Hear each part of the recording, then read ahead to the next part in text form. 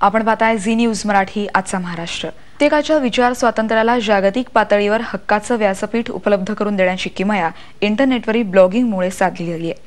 माहिती तंत्रज्ञानाच्या युगात ब्लॉगिंगचं महत्त्व ओळखून देशातील पहिलं ब्लॉगिंग पोर्टल विकसित करण्याचा मान पुण्यातल्या विशाल सोनी या 21 वर्षाच्या तरुणानं मिळवलाय। त्याच्या साइट टू ब्लॉग्स या संकेतस्थळाचं उद्घाटन ज्येष्ठ संगणक तज्ञ विजय भाटकर यांच्या हस्ते नुकतंच झालं। एखाद्याची व्यक्तिगत माहिती असो वा एखाद्या विषयावरील चर्चा, राजकीय, सामाजिक, आर्थिक, साहित्यिक अशा असंख्य विषयांवर विचारांचं आदानप्रदान घडवून आणण्यासाठी प्रभावी माध्यम म्हणजे ब्लॉगिंग। आज घडीला इंटरनेटवर अशा प्रकारचे 80 दशलक्ष ब्लॉग्स उपलब्ध आहेत।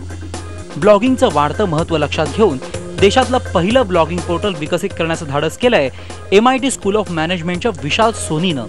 ज्याप्रमाणे ब्लॉग्स वाढलेत तर त्याप्रमाणे ब्लॉगिंगची आणि लोकांची याच्यात इंटरेस्ट घेण्याची क्षमता आणि रुची वाढलेली आहे।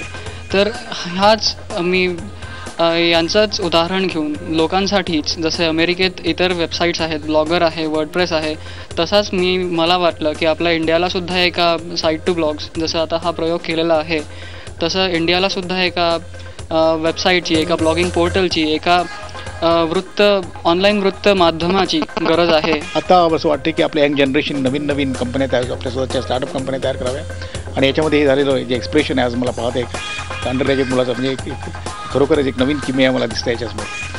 विशालनं 6 महिन्यांपूर्वी स्वतःची सॉफ्टवेअर कंपनी स्थापन केली आहे। साइट टू ब्लॉग्स हे पोर्टल विशालच्या कंपनीसाठी यशाचा मार्ग ठरणार आहेच, मात्र भारतीय तरुणाईसाठी विचारांच्या आदानप्रदानासाठीही हे एक महत्त्वाचं दालन ठरेल हे नक्की।